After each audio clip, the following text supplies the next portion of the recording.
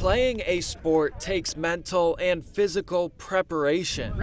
Whenever it comes to football, there's nothing like football. I'm in love with it. Dobyns-Bennett's Zane Whitson spends all summer preparing for the football season.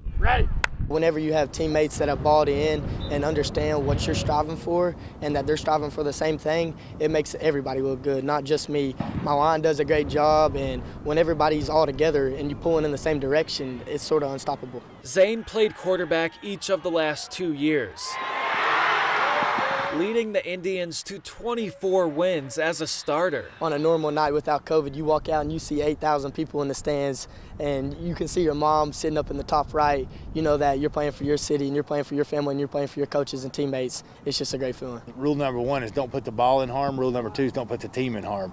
And listen, he's protected the team and the football equally as well during his 2 years of being our starter. But the Indians played Maryville a couple weeks ago.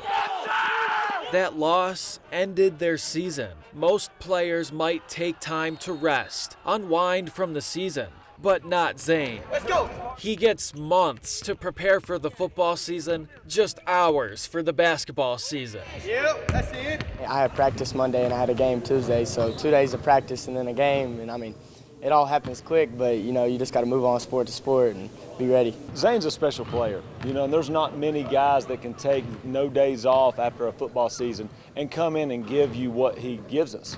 And it's pretty special to see his impact, as meaningful as it was in game 1. It's just a start of what he has. It seems like a tough task, going right to a new sport with a completely different playing style. But he's used to it. You just get going. It's one after another, and you got to keep on preparing your body too. You got to stay in shape. You got to worry about every sport all the time. It's not just one thing that matters the most. You got to worry about what's best for your body. Zane's attention to his body has paid dividends. He also used to play baseball in the spring, but he gave that up to have a longer off season to train for football. As a result, he gained 26 pounds this summer, which made a difference on the field this fall.